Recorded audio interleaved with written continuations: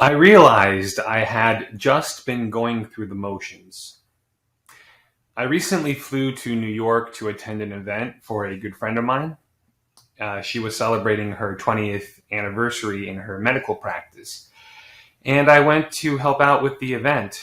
Specifically, I was there to help explain the possibilities of this patented system that we both work with, which helps people transform their health, mobility, and look better than they did 10 years ago. And I've done these kinds of events before. I usually just stand there and spout facts and figures. And I do talk about my stepfather's experience with it and how he was able to start lifting weights again after not being able to lift up his arm. He was able to really make a radical transformation. So I do talk about that. And this usually is enough to start convincing some people to try this system. But getting people to stay on it was always a challenge for me.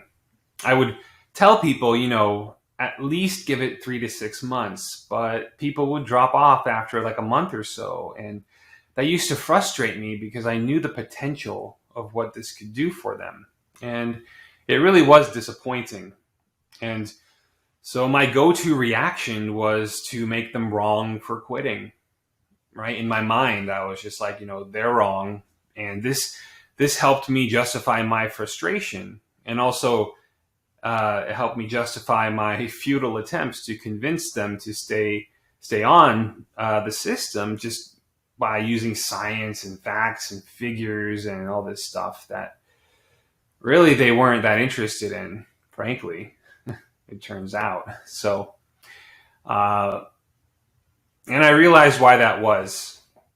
And that's why this time in New York was different. Instead of leading with these kinds of facts and figures and science, I started to really focus on opening people's minds to the possibility of what this system could do for them. I realized that people often made the decision a long time ago about their health, that their health, their mobility, their joint discomfort is just the way it is, and nothing's ever going to change with it. So anything that somebody can tell them that might work, they're already decided that that's not going to work. And so even if they do try to do it, it's often just to prove me wrong, to say, yeah, you see, you were wrong. I was right. Nothing can ever help me. And so I really spent the whole event opening people's minds to the possibility of this system and what it could really do for them. And I started asking them, do you really think it's possible that something like this could help you? Is it something that even is something you could consider as a possibility? And there was a definite shift in the way that they started to approach me and the system after that. They, instead of hardened skepticism, there was a much more gentle and genuine curiosity and belief that maybe it was possible. Maybe they could really be free from the joint discomfort that they've experienced for years, and that they used to have a decision made about that they just weren't going to get better.